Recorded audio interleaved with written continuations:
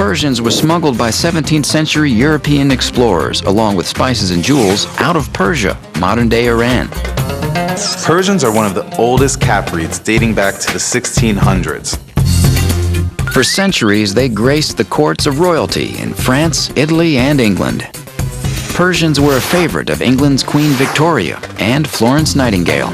They like to drape themselves over furniture and say, "Look at me, I'm lovely."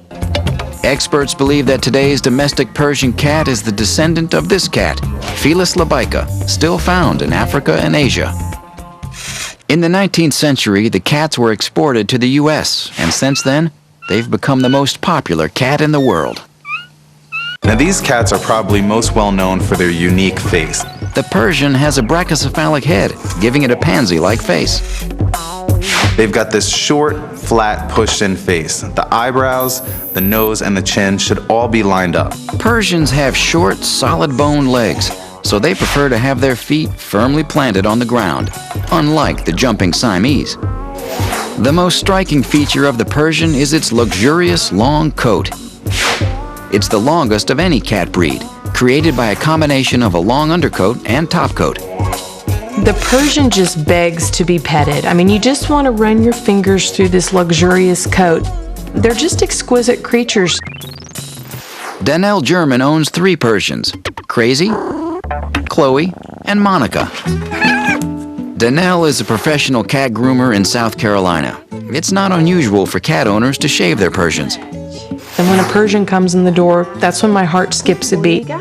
When you shave all of this off, you've got a big pile of beautiful Persian cat hair. It seems like there's something you should be able to make out of it. So Danelle borrowed a friend's spinning wheel and turned the Persian cat hair into gold. I figured out how to spin the cat hair and turn it into just a beautiful, smooth, silky yarn. Danelle decided to make a handbag out of leftover fur from one of her clients' Persians and surprised her with it. She had no words to express how she felt about it. She was in tears over it. The success of the first bag led to Danelle's dog and fur handbag business. I've made bags for people all across the United States, in Canada, and also in England. Making the handbags is no easy feat. First, the cat is thoroughly washed. Some like it, some don't, and then given a blow dry. Then we shave the hair off. We typically have enough hair from that one single grooming to make a handbag. I take the hair and card it. The yarn is then knitted into a handbag. Danelle admits some people may find the idea a little odd. We call those the ooh people. I think it's sort of absurd. I always think of a cat as a pet, not a handbag. A cat handbag, a little creepy. And then we have the ah people that think it's really neat. I think these handbags are a great idea. I love them. They are so cute. Yeah, it doesn't creep me out at all. Satisfied customers are happy to pay anywhere from $45 to $400 for these made-to-order keepsakes. This is Charlie, and this is Charlie's bag. This bag means the world to me because once the time comes to have Charlie put to sleep, I will always have a little piece of him left behind. I absolutely love my bag because Smelly Cat means the world to me. He's my baby. Knowing that I have given somebody a treasure that memorializes their beloved pet, I am excited time and time again to be a part of that. Maybe these cats are so loved because they love to lounge around the house. They're known as the lounge lizard. These purr angels will live peacefully with other cats, dogs, and children. After generations of pampered lifestyles, they don't have street smarts, so they should always be kept indoors. You need to keep them inside. Indoor cats live somewhere between 12 and 14 years. Outdoor cats' average lifespan is only 4.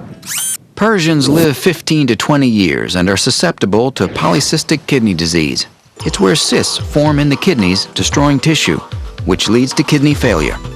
40% of them are affected. You probably need to have your cat ultrasounded on a regular basis. They can have several medical disorders. One of them is that they can get inflamed gums. And this can be actually very serious. So you want to make sure that you train them to allow you to brush their teeth and check their mouth frequently. And you want to get them checked by their veterinarian frequently, because sometimes this type of disorder with the mouth is more than just cleaning the teeth. It requires medications. It's no easy task keeping a Persian coat beautiful. If you don't comb them every day, they get mats. Some people actually opt to clip the cat down completely and give them what's called a lion trim. Make sure you go to a groomer that's really skilled with working with cats, because cats have very thin skin. It's not like a dog's skin. It's much softer and it's much easier to tear. And if they clip them too close and they're too rough with them, they can actually result with an injury on their skin. Now, if you're going to do a lion clip, you've got to make sure that you keep the cat out of the sun.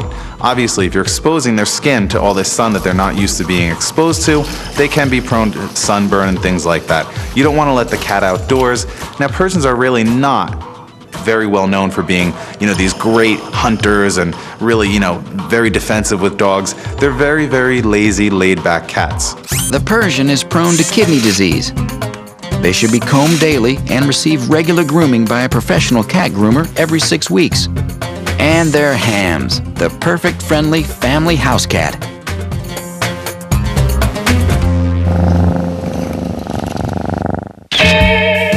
Fat cat? Nope, just really big boned. Ragdoll cats are the biggest around. In fact, some males have tipped the scales at 35 pounds. Friendly cat? Absolutely. In fact, ragdolls are called puppy cats because they love to follow their owners from room to room. They're kind of puppy-like and right behind your heels.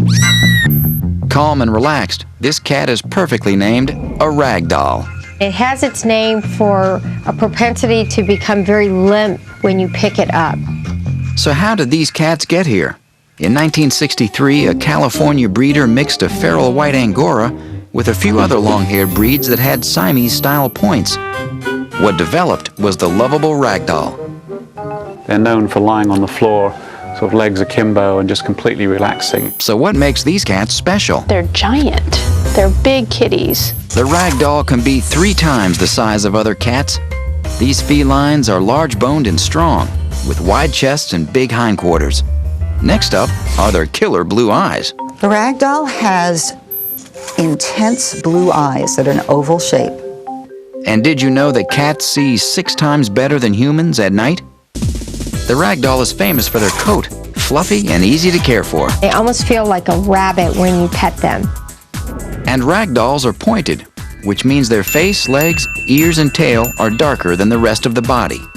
But the most lovable quality is their calm personality. The ragdoll is a super cat. I mean, a little quiet, sort of just beautiful and there. And it was that fabulous demeanor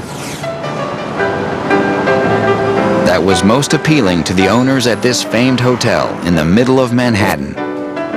I think it's a great thing to have a cat in a lounge. We come here often and we just love Matilda. She does have catitude, but not often. I'd love to see the cat. Is she around? Since 1902, the Algonquin, famous for its literary roundtable, has been a celebrity hangout, hosting greats like Douglas Fairbanks, Al Pacino, and Matilda, the resident ragdoll who's been living here for 12 years. She's very much a diva, and she's very much a star here. The guests come to her. While hanging in the lobby or sauntering through the lounge, Matilda has lots of friends. She's the luckiest cat in town. She's a cool cat. She gets email correspondence from all over the world, from as far away as Japan, as close as the Bronx. But it's bellman Peter Cruz who waits on the ragdoll day in and day out. Yeah, Peter is her boy toy. Well, for me, I think I'm her butler, and I'm proud to be her butler. However, purebred Matilda isn't the first feline to grace this lobby. Back in 1930, a mangy stray, who they first called Rusty, wandered into the hotel and a tradition was born. John Barrymore was playing Hamlet, so they thought that Hamlet would be more dignified for the cat, and they renamed it Hamlet. And from the beginning, these cats were treated like royalty. Now, if you put that milk in a rock glass, you wouldn't touch it. It had to be a champagne flute. So there's been quite a few Hamlets here, and there's been 2 Matildas. This is Matilda II. Matilda has graced children's books, Christmas ornaments, been crowned Westchester Cat of the Year, and of course, has her own signature cocktail. We make many of these every night. She's a legend. She runs the hotel. And well-bred ragdolls like Matilda have very few health issues. However, have your vet check regularly for heart disease, which can occur. And grooming is easy. They have a relatively short coat. So does a ragdoll make a good family pet? They do. Playful for most of their lives, they love children and usually get along well with other pets. They tend to follow you around the house, so ragdolls can be called puppy cats for that. Ragdolls tend to be very relaxed, they're not very needy, they're not very vocal. And you know, the other thing is ragdolls, they're kind of indifferent to hunting, so if you don't ever want to see your cat catch a mouse or a bug, my cat Kinky, she'll eat anything. It's a good cat because they don't really like to hunt. They're very good with kids, they're very affectionate, and they'd probably be a really good first-time cat. So in general, ragdoll cats don't have too many health problems. Grooming is pretty simple, a little brushing every few days, and they do make wonderful family pets. All I can say is if you're ever in New York, stop in to see Matilda at the Algonquin. Now it's time for our feline facts. Every fireman has heard this call. My cat is caught up a tree. But why do some cats have trouble climbing down trees?